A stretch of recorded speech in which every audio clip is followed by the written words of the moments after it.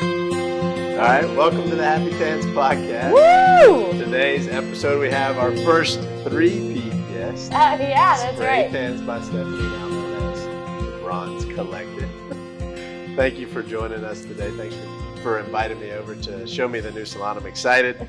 This episode is a special episode that you wanted to do for about, 6 months ago? You started telling me A long time. This process of moving in is super complicated, and nobody talks about this. So I want to help people, kind of help guide the way for people that want to eventually build out their own salon, their own spot.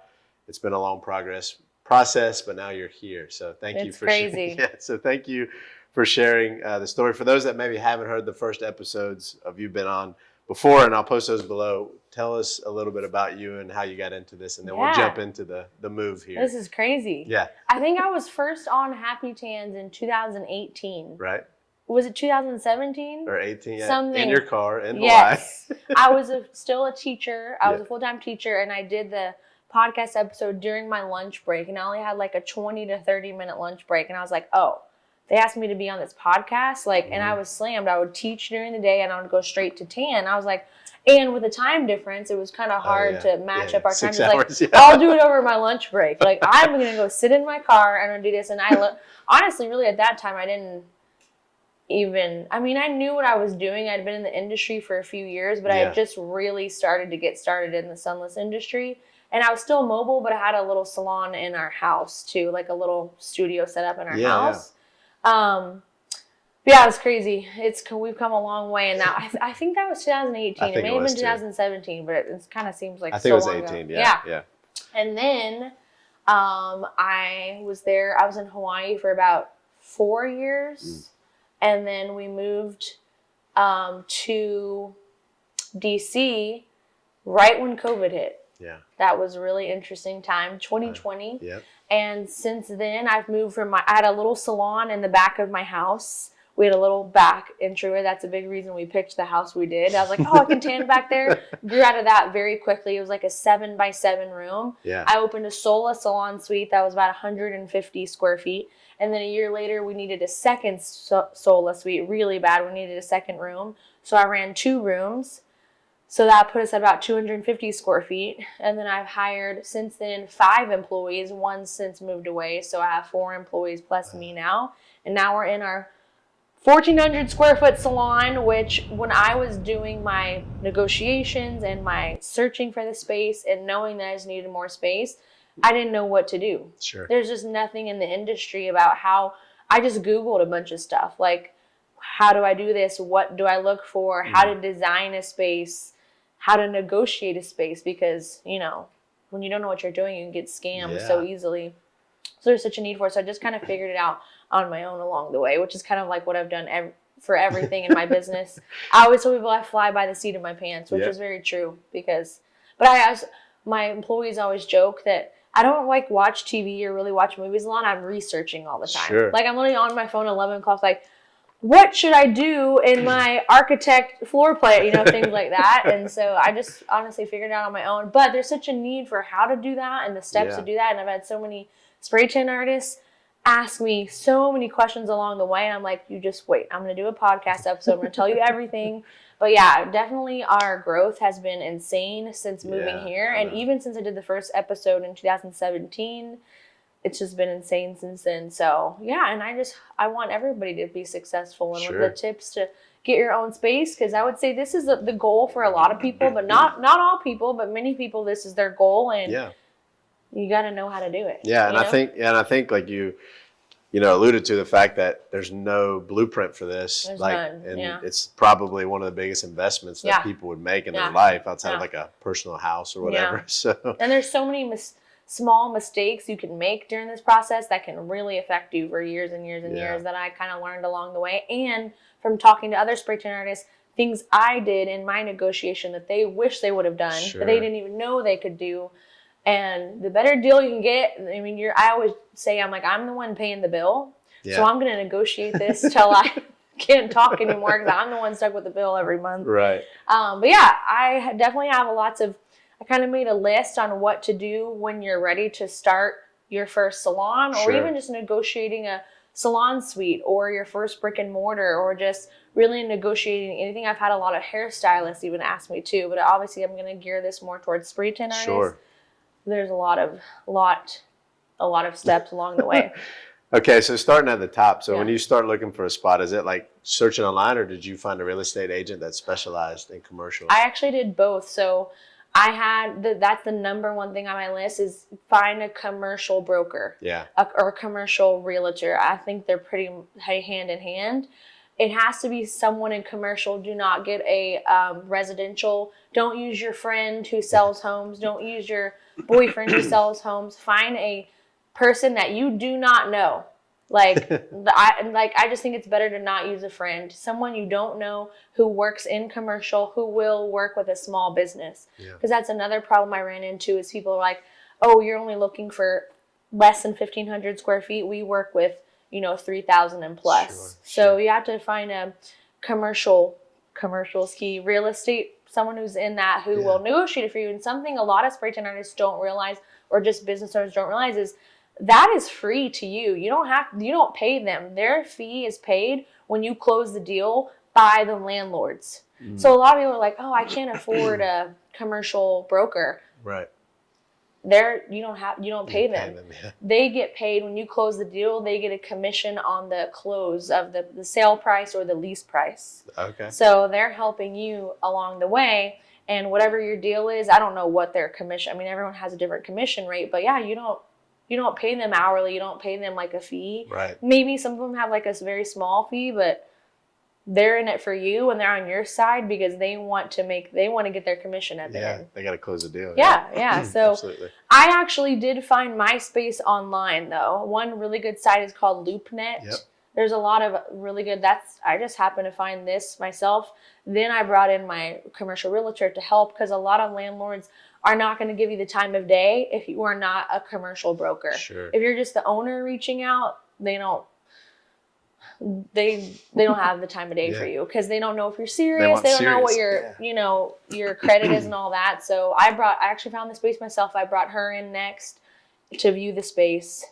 But yeah, either or. I say find a commercial realtor and tell them exactly what you want. Yeah. That way they're not sending you a bunch of stuff that you're not even interested in, which, you'll get that. Mine sent me some and immediately I was like, no. Like I knew right away, like that's not the location I want. Yeah. I say just be very clear. Like I want this many square feet. Yeah. I'm going to build out this many rooms. These are the services I'm going to be doing in them. Just being very specific on that because then you don't want to waste anyone's time looking at spaces that you're not really that interested in. Yeah. So yours 1,400 square feet, 4 rooms. Yeah. We have 4 service rooms plus a break room. Yeah. And we really probably could even fit another room right here, but I left it open. Yeah. Open there, so we can probably move our teeth whitening out there eventually. But it was a yoga studio before, which is something else I'll talk about later on, is moving. I had to change my occupancy use, which was really hard in my permitting because it was exercise before and now we're business use. But yeah, we have 4 rooms and plus a break room. So technically 5 rooms plus 2 bathrooms. And you could have another room easily. Yeah, right there. totally. I'm just trying to give people an idea of the space size versus the rooms. Yeah. And we'll get some video footage later so you can actually see. And if they follow you on Instagram, they've probably seen it too. So. But yeah. So it's really hard I think a lot of people would not know where to start. So LoopNet obviously is a site that if people haven't heard of, you can find all kinds of real estate based stuff on there. Yeah. And if you find a commercial broker, I'm assuming that they'll be able to put in some stuff and they'll send you deals all the time because they get triggered every time something comes up. And they can see things you can't see. That aren't public totally. yet. Yeah. This one I happen to be able to find. I think I just got lucky to be honest, but they can send you things that aren't even on the market yet, which or they know people and who knows. Totally. Word of mouth and stuff. So that's why having a commercial broker is huge. Yeah. Because they have a leg up in that. Yeah. And like you said, typically don't pay until they close. Just like a residential, they don't get paid until they sell. And I think that's a misconception a lot of people have. And a lot of spray tan artists ask me too, like, well, how much does it cost to have a realtor? I'm like, it's free, basically. So you got to use them, Yeah. For sure. So we found an agent, you found the spot. Yeah. Now what does the process look like? You mentioned you had to change the occupancy type, which I haven't even thought of. I would never have considered that. So what's the next step after you found the spot and the real estate agent got involved? So then well, I actually thought about the locations for a few months. It was kind of around the holidays last year. Okay. One thing too I want to touch base on is be very clear on your budget with your real estate agent, because with commercial, there's things called triple net. There's things called full service. Yeah. There's many added on fees involved. So a lot of most commercial spaces are going to be what's called a triple net. And when you look at a listing, they just put in. Yeah, I've seen it, yeah. And that means you're paying the fee, the insurance and everything, the common area maintenance. So basically, if you're looking at a space and it says it's $40 a square foot, triple net, it's really going to be closer to like $50 a square foot. Because you're as the occupant, you're absorbing all the other costs. Yeah. Which is great for a landlord because they're hands off. They're totally. Like, you can use the shell and whatever and happens. if you can in find there. a space that's not triple net, that's pretty nice. Yeah. And it's normally called a full service where everything's included.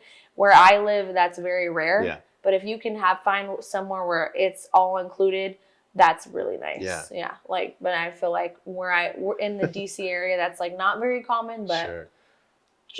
Triple net is something a lot of people don't realize. Oh, the rent is, this much a month, but then they're like, oh, but it's triple net. And a lot of people don't realize what that means. It means you're going to be paying more than Insurance, that a month. the maintenance costs. And that doesn't even include your workers' comp, your payroll, your utilities and all that. So, but it's good to know the difference and what the terms mean when you're looking at a space, if you're looking on your own. Right. Because that can change how much you're paying tremendously. And so you're budgeting, you're looking at it from a monthly standpoint? Yeah. Okay. Yeah, I did monthly. Yeah, which makes sense. People usually break it down. I was just curious. Yeah, but a lot of times they show you what it is a year, and you have to do the math yourself. Or per so square that confuses foot. people a lot. I don't know why they do that, but they'll show you this much square foot / year, and you just divide it by 12. Yeah, right. Yeah, so see what it is a month. Okay, so we found the spot. Yep. We're starting. You like it. You sit on it for a while. Yeah. Luckily, it's actually my husband's first pick. It was? It was his first pick. It was my second, probably closer to third pick. But the first one I really wanted fell through. It was a block away. But once you pick your space. Yes. Well, actually, one more thing before you pick your space. If you need bathrooms, a certain amount of bathrooms, you have to make sure if you're moving into a space that was an existing business, that's going to have enough bathrooms per code.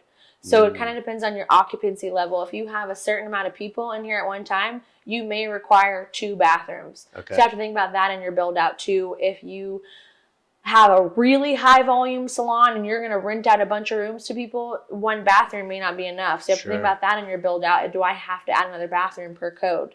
Yeah, luckily, plumbing and all that stuff. Yeah, plumbing and all that. And because if you have, 30 people in your establishment at once, they're going to require you to have more than 1 bathroom. Oh, wow. What if your space only has 1 at the moment? Sure. You're going to have to add that in. Okay. So that's another cost or something to look for when you are looking for a space, which is a lot of And people. hopefully your commercial broker would advise you on these things, but it's good to, you would hope so. But I mean, it's good to know anyway, so you can come and present it. Even when I was going over talking about things with mine at the end of the process, she was like, wow, I didn't even realize that, like with the change of use and stuff. Yeah. So, because they deal with so many different types of businesses too. They're just turning a commercial broker would be beneficial in that too. But there were still things that came up with us that I was like, oh, that's good to know. So once you've picked your space, the very first thing that you want to do is bring in multiple contractors to give you what they call a bid. Okay. And I would recommend at least 3 to 5. I brought in 4. Okay. One of them didn't show up. So actually, no, only being 3, which ended up being fine. That is the very first thing you want to do before anything else. And this is something people don't do first. They do it after they've signed the lease. They do it later on down the road. No. The reason you want to do that very first, before you even put in your what we call letter of intent. It's not even like the lease yet. You're just saying, hey, I'm interested in this space. Here's what I'm offering, blah, blah, blah. Have contractors come into your space, and you need to know every single thing you want done to that space. And think about it for as much as you can before that, because that's a mistake I made is I was like, okay, I kind of want this, and I'll do this lighting, and I need some rooms here. And then after the negotiations took several months, I ended up adding several things I wanted, and that made my cost higher, and that would have benefited me more in the beginning with my negotiations. Probably caused some delays as well. Caused some delays, and it just cost me money, which is not fun. But bring several contractors in. to give you a bid and show them everything you want done. They'll draw up a bid. They'll say, hey, this is going to cost you X amount of money. And every contractor's amount is going to be so different. Yes. Even though it's the same amount of work, it's going to be so different. Yeah, it will be. For that. And make sure you are looking over your electrical and all of that. Make sure your space can accommodate the amount of electrical stuff you need going. Because in spray tan, we have these extraction units, we have these machines all going at once. That was a very big issue for us. It still actually is right now. But you need to make sure that I would even bring in an actual electrician, not just a general contractor, to look at your electricity to know that, hey, this box, this amount is going to work for you, or no, you're going to need to upgrade your panel because you're putting in all these extraction units, which actually don't really pull that much energy. But if you're running 6 spray tan rooms at one time, you need to make sure that you're not going to blow out the power in the middle of doing spray tans. And plus, a lot of people are like renting out rooms to other beauty professionals like hair, and they're running blow dryers and all that. So I would even bring in an electrician personally. I wish I would have done that in the beginning. I just brought in a general contractor, and they generally know the window. But and then they have people that do all the work. Subcontract, which is a whole nother issue we had. But so I would bring them in, get a bid, call in multiple contractors. Another issue you may run into is a lot of contractors require a minimum, so make sure they will also work with a small business too. That's another issue we run into with our realtor. So with the contractors, they're like, we require a $300,000 minimum or whatever. So it's hard to find someone who would work on a little bit smaller scale. And how'd you find the contractor? Just Google? I Googled. I found all of ours on Google, and I read the reviews. Definitely read reviews and make sure they're like real reviews. I would even ask for references. I didn't do that. I should have done that. Which my husband and I watched the show HGTV, Homes Make It. What is it called? Homes Makes It Right. And he always says, get real references from people. I didn't do that. But honestly, mine ended up being okay. But anyways, get bids. The reason you want to bid very first is because then when you tell this landlord through your broker, you're communicating this through your broker, hey, this is everything I want done to this space. I want your space, but I'm making it into a spray tan salon. It's going to cost me X amount of money. And here is the full I already had a contractor come in, and he says this is what it's going to cost. And that, number one, shows that you're serious. And it shows that you're ready to negotiate. And it gives you more leeway to get what's called tenant improvement allowance or tenant allowance, which a lot of people do not realize you can get. And after talking to a lot of spray tan artists through the last several months, a lot of even my friends in the industry didn't do that because they didn't know. So the build out's going to cost you this much. You're putting in an offer. It's called a letter of intent, basically saying, hey, I'm interested in your space. This is the square footage they're asking. This is what I'm willing to pay. This is the amount it's going to cost me to do renovations to your space to make it up to par for my business. And then you're going to ask for what's called tenant improvement allowance, TIA or TA. A lot of people call it tenant allowance. And what tenant allowance is that is your landlord giving you money to improve their space. Yeah, they're literally giving you money towards build out. You should not pay for all of that on your own at all. Don't ever do that. If they're not offering you any type of an allowance, then you should look elsewhere. Because you're going to be in this space for several years. You're improving the space. You're making it newer. I mean, we completely renovated ours. So that's the benefit for the owner of the building is you're improving what he has. Like I even put in new exterior doors. I'm making this space. I'm bringing business into here. You are, and I mean, you're paying rent when obviously no one else is paying rent in here. So that's going to help you negotiate. Hey, how much will you give me? This is my bill. It's going to cost this much. How much will you give me towards that? So, and if they say we're not giving you any, I say, okay, next. Because that's all your money you're putting into someone else's space. And this is more so if you're leasing. If you're buying, that would be a little different. Because you're going to own the building. We have a multi-use building here, so I just lease the space, which is what most people would do.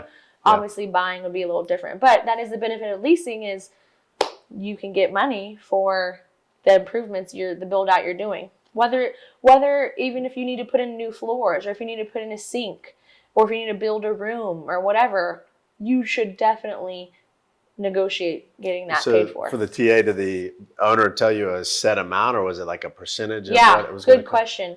Most of the time, they're going to give you a certain amount per square foot. Okay. So they'll say, we'll give you up to $20 per square foot in your studio. So whatever the math on that is, $20. Mine's $1,400, or up to $10 per square foot. And then you just pay the difference. Yeah, so that can be done several ways. Sometimes you have to pay for it up front.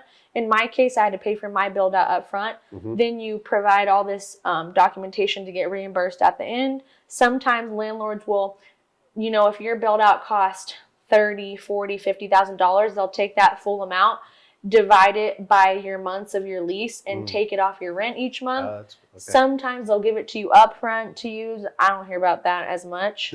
There's many ways that they do it to where they will reimburse you. My landlords reimbursed me at the end of the process. I had to send them a lot of documentation. Sure. But I know a lot of my friends in the tanning industry, their landlord took it off their rent each month until it was gone. Okay. Yeah.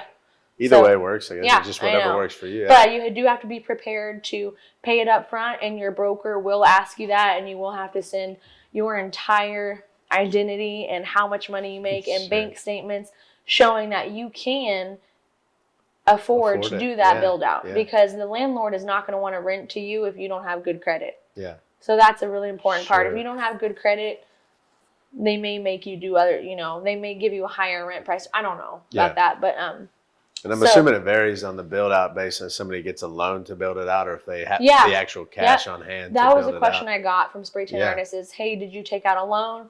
Absolutely. If you need to take out a loan, if that, I personally didn't, and I'm very grateful for that. But I also started my negotiations when loan percentages were astronomical. So it was not beneficial to me. But if you have to take out a small business loan or something, even for some of it, and that's something your broker will ask you, they'll say, how do you plan to pay for this build out? Do you have, a loan? Do you have enough credit to be able to get a loan? Do you have a plan for this? They're going to want to know your plan. Yeah, and it's similar to if anybody's ever purchased residential real estate, you got to be if you're pre-approved, it's like we can get it going quick. So you got to get the process. Exactly. They want to know, and your broker's they don't want to waste anyone's time. Yeah, exactly. Okay, so now you've got the TA, so they're going to help pay for some of that. You've got some bids out. You get those bids back. And then you basically go through the process of figuring out who's the right person. So then you can pick your contractor based off however you want. I went with the least expensive. I don't know if everybody does that. Maybe they go with the middle. I went with the least expensive. And then once you put in your letter of intent, once you agree on your letter of intent, and that's just like a one-page document saying, hey, this is what the rent price is. This is the terms, how long you want to rent for.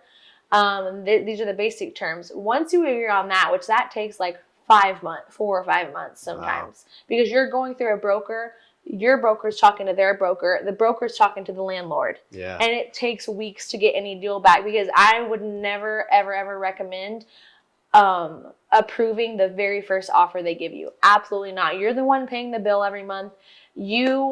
They want someone paying rent in their space. So if you take the very first deal they give you, no way. Bad, you can negotiate. I'm a queen negotiator. So it's one of those things where they say don't get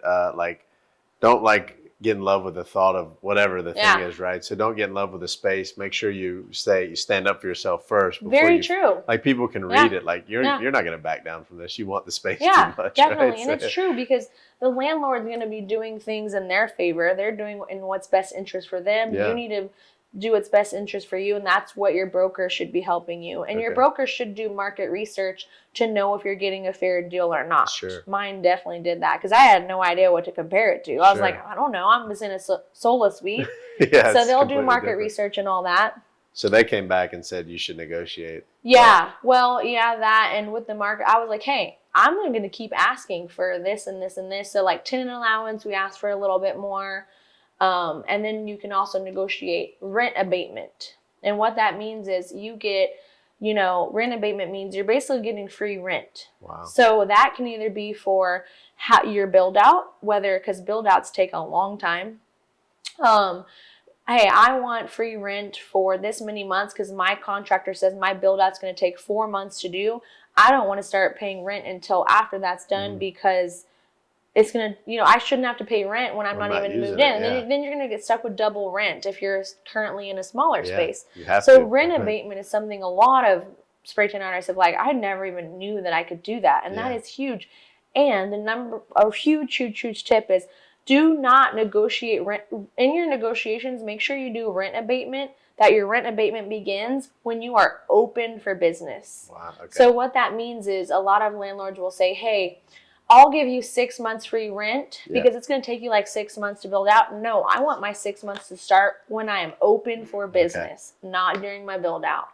And that way you can get your things ready, you can save up some money on rent, and then you start paying rent. Or I've heard of people offering like, well, we'll do half off rent for the first 4 months when you move in. Like, I'll give you this month mini rent, and then when you're open for business, you get half off for the first 3 months, then you have to start paying full amount. Whatever it is, you should negotiate something. Yeah.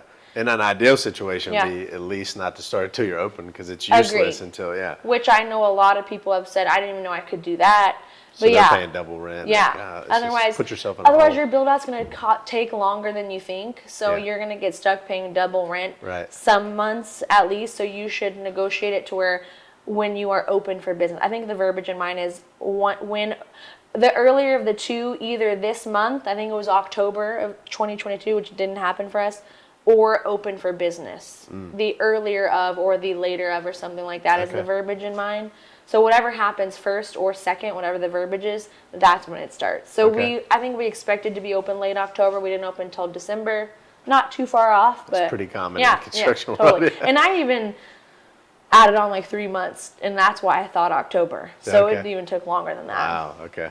And then once you have agreed on your letter of intent, and that's just a 1-page document that says your rent price, how much free rent we're going to give you, and we're going to give you this much towards your build out, your tenant allowance. Then once you agree on that, now they draw up a full page, a full, very, very long document for you, your full lease, which is typically 50 up to 100 pages long. Jeez. And I am telling you right now, find in your area a commercial lease review attorney. Okay. That is some of the best money I spent during this process. Do not read over that thing yourself. Don't send it to your friend who's a lawyer. Hire someone, like I said. I'm all about hiring someone I don't know. Yeah, that makes sense. Because sometimes a friend, they may be doing you a solid, but just pay the money because it'll benefit you in the long run. This is a lawyer who specializes in reading over the lease, and they're going to highlight everything in that. Who has time to read 50 pages? Yeah, I think mine was 60 something. And even my attorney was like, this is actually not that bad. I've read 100, 150 page leases before, and there's tons of verbiage in there. You are not going to know what it means, and the attorney will, because that's what they specialize in. Yeah.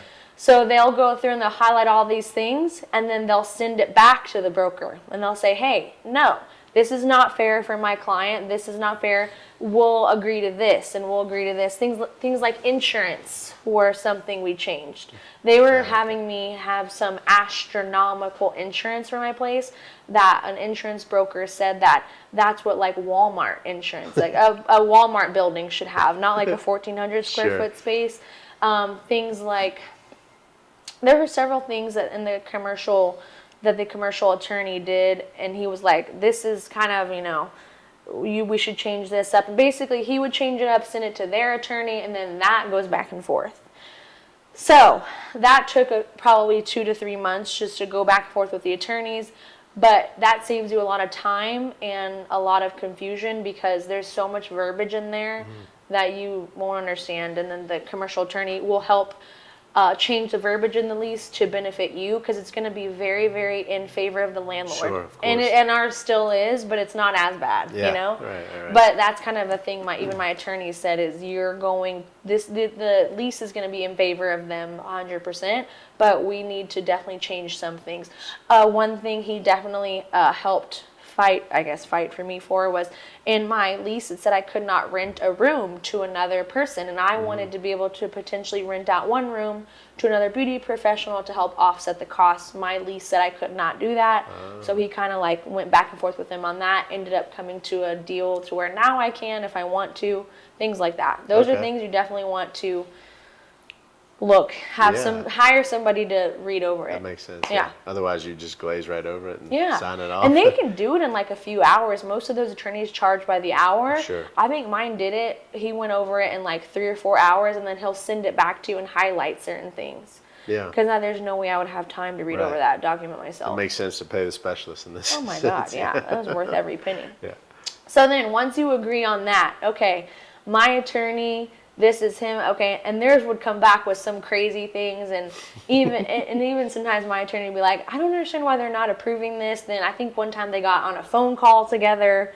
Anyways, we came to an agreement, okay? So then you come to an agreement on your terms, and make sure before you DocuSign anything online that the terms are what you agreed on. Because even mine, when we got to the very end, I'm ready to pay my deposit, they had like my rent abatement wrong. And I was like, no, I want this. This is like free months for me. And I was like, I'm not signing this. You need to fix this, whoever's at you. So you make sure just read anything before you sign it. For sure. So then you get to the end and then you agree. Finally. Then you sign the lease, and then you typically have to pay like a deposit and first month's rent, maybe even first and last month's rent, kind of like renting a house. Yeah, sure. Same thing. So be prepared to be able to pay that up front, because that can be a large cost as course. Well. And then you get your keys. And then the fun begins. That was the easy part. Yeah. So then you get your keys to the place. Then you can start your permit process. Oh, wow. Which you can either pay someone to do that. They're called like permit expediters. A lot of people specialize in that. If you have the funds to do that, that would be amazing. Yeah. I actually did hire someone to do mine. I fired them 3 weeks in. And I was luckily able to get a refund for that. And I did all the permitting myself. So, I did all of it myself. I gained a great relationship with many people at the city. A lot of them just felt bad for me, honestly. I cried a few times on the phone with them. Sure. I think they started to get to know me, which did help a lot. Yeah. But the permit process is very hard. And the permits changing the type of business. That's a lot. Not just doing any type of building in your space. Okay. Not even that. Okay. That's a whole nother. That's actually at the very end to change your occupancy. But doing any type of construction, you have to get a permit for everything. Okay. So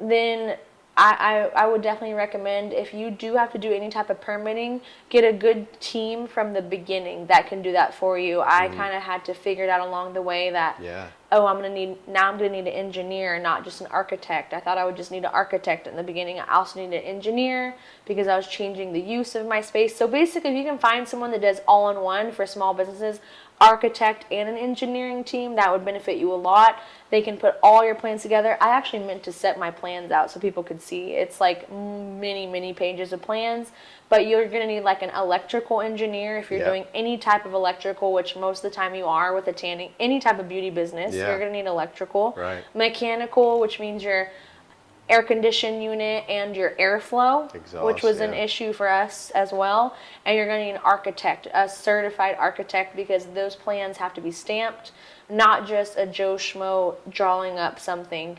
It has to be a certified architect that's going to come in and measure out your rooms and tell you this has to be and this has to be here up to code.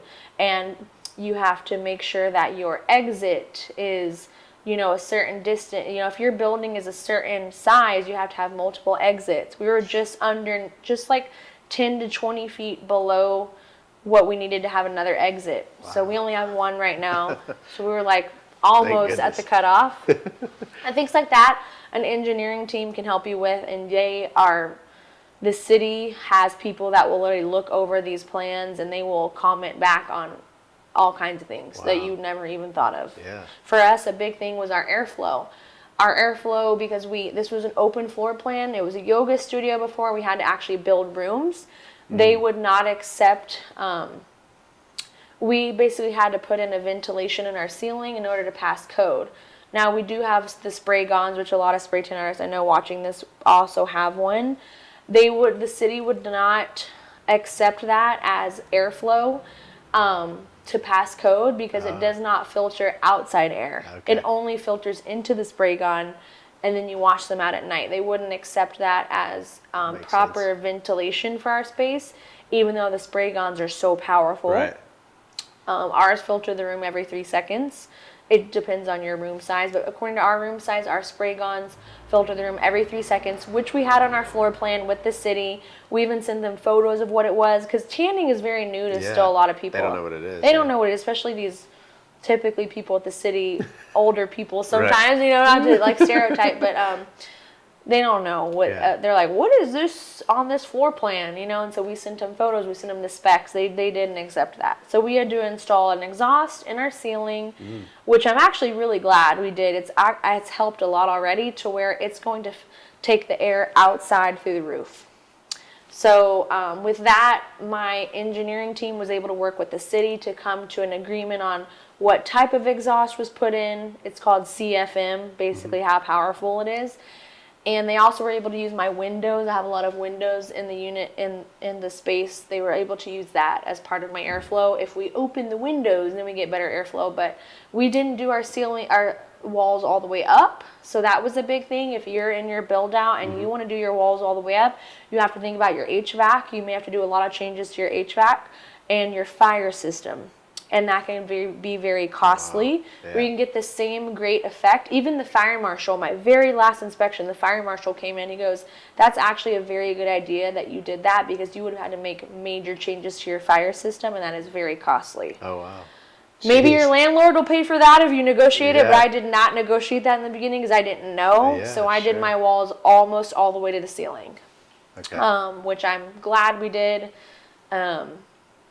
Because it just saves on time as well, and you can do them almost all the way up to where you can't even tell. Ours are like, we have like a 2-foot gap, but I know other people have done theirs like 1 foot up from the ceiling. So he's saying the fire marshal said if they were all the way up, it'd be different. Yeah, because those rooms are enclosed. I'm sure. Because then you have to think about people who are handicapped or deaf or blind.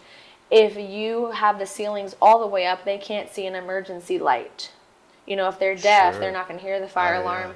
So then you have to change where your fire alarm is placed. Then you have to have sprinklers in. And because our ceilings don't go all the way, our walls don't go all the way to the ceiling, we were able to keep our fire system as is. Okay. So, saved a lot of money. Lots. I don't even know how much that costs. I don't really want to know. Yeah. Because it's probably a lot of money. And then we would have had to move our air conditioning system and make it even bigger, more powerful too. Jeez. Because and I didn't negotiate that in the beginning because I didn't think about it. Yeah. So I was like, nope, we're just going to do the walls 8 feet. Right. So that's why we're doing this, so people can learn from you. I'm like, okay, glad. The fire marshal at my very last inspection, I was like, I really appreciate that comment. Yeah. He was like, I'm just letting you know that was actually really smart, because it would cost you a lot of money. You'd have to change your fire system. I'm like, I know, I've realized that now. Thank appreciate you. It. Yeah.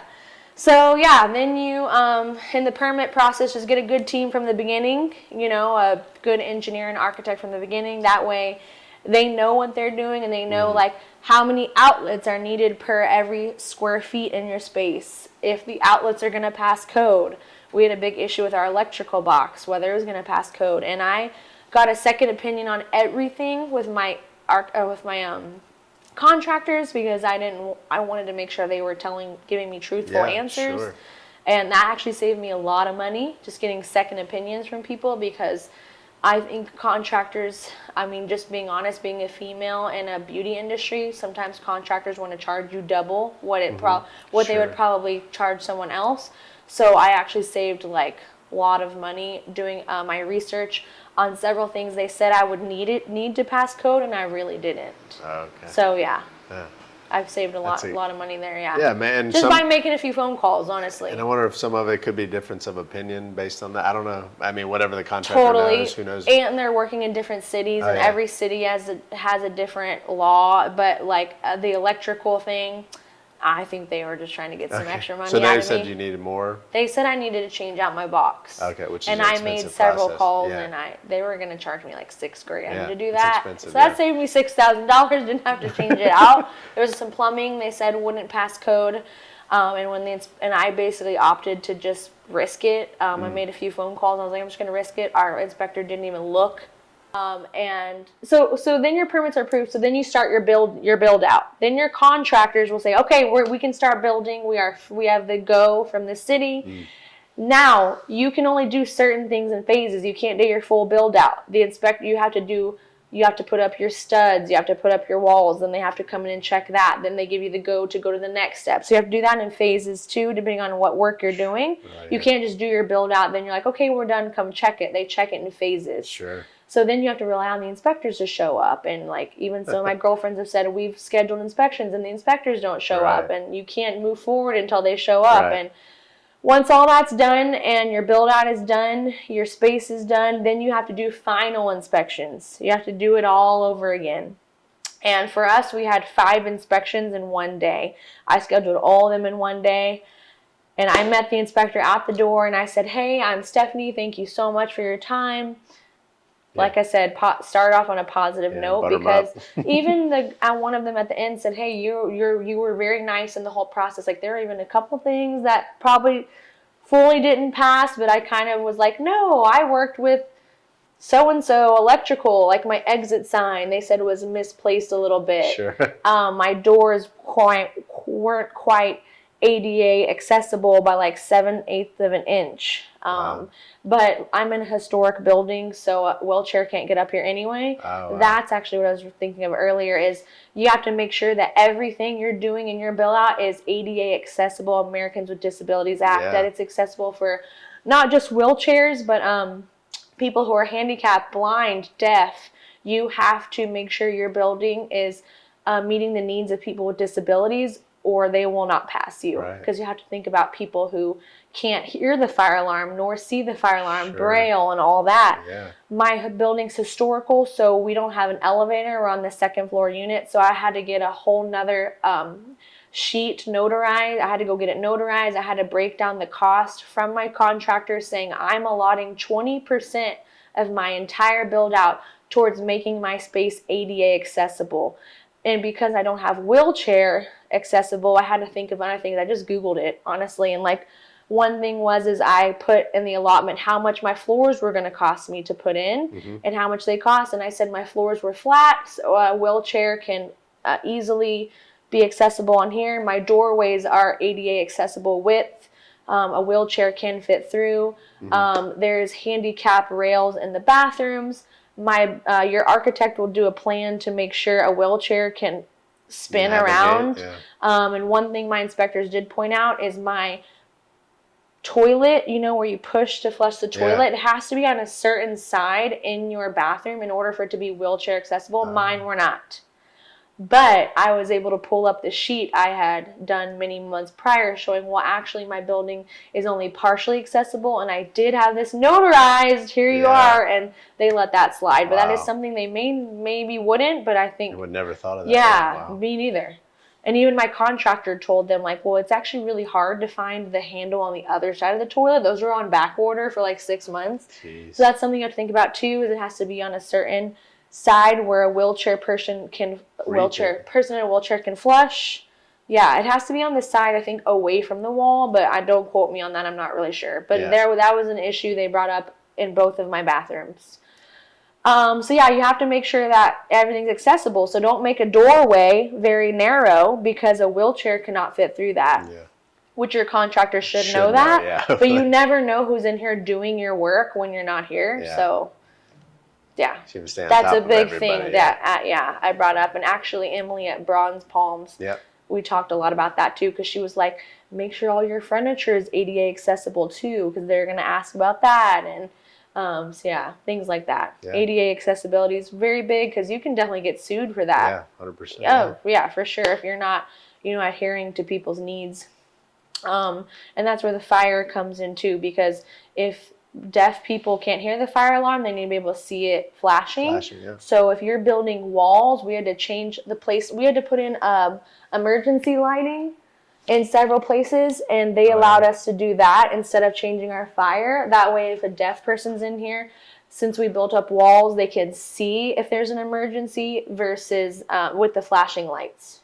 Does that make sense? Yeah, so they can just be notified. It's just called a battery-powered lighting. That way, if your power goes out, those actually turn on. And the inspectors did make us test that. So we had to turn off all of our power to show that it was working. And it did, thankfully. Thank gosh. So So then once your permits, once your final inspections are done, Then you have to get your certificate of occupancy, which is the very last thing. And mine was really hard because I changed the use of my business. Mine was A use. We were now B use. A use is like exercise. A use is like the hardest to get because it's people with many people and like restaurants and stuff like that that have a lot of occupancy. Because my occupancy was less, it actually benefited me a little bit because it wasn't as I didn't have to change as many things because my occupancy was less, so it wasn't as hazardous. A is typically the hardest, B is a little bit easier, so I'm technically B now. So I had to change the use of my occupancy, which made things a little bit more difficult. But regardless, you do have to get a certificate of occupancy at the very end, basically saying, okay, I've passed all my permits, and now I can actually operate for business, and there's a business actually taking place in here. Then you have to do a few other permits for that. They made sure I had a handicap sign next to my bathroom door. It had to have Braille on it. They have to make sure that your address is outside of your door. They have to make sure your sign outside is covered. I had to add the city to my insurance policy before they approved me for that. And nobody told me that in the 6 months I was doing permits. And they're like, we're not approving you because we don't see, you need to send us a proof that we're insured for your 3-foot sign. It's not even a big sign. If it falls on someone's head, saying the city is covered by your insurance. So I had to do that. I had to call my insurance. I had to send that back. That was part of my certificate of occupancy. Anyways, then once all that's done, then you can be open for business, and then hopefully you have some free rent in there. So you can save some money and be open for business. This is quite a process. Yeah, and I feel like I missed some things. But so it's about a year total for you from starting to look. I got my very first bid for my contractor's New Year's Eve last year. Wow. So we just opened this week, so it took 2 weeks less than a year. From start to finish. Very first bid, because even for that I was like, can anyone come out on New Year's Eve? I'm ready to put an LOI in. I need to know what you're going to charge me. And I had to meet them all in the morning because it was like a half day for most of them. So. Wow. That's quite the process. We'll have to figure out how to put this in text form so people can read over it. I feel like that was a lot. It is a lot, but it's helpful for people. So hopefully they find help in that and guidance from you for sharing your story. So thanks for that. And then obviously, if people have questions, I'm sure they know where to find you. But now, Bronze Collective. Bronze Collective. On Instagram, right? Yeah. Stephanie's willing to help, but also probably at some point they need to consult with experts because, as much as you're still going to probably lead to them to that. So find people, find a good commercial real estate agent, find some people to be on your team.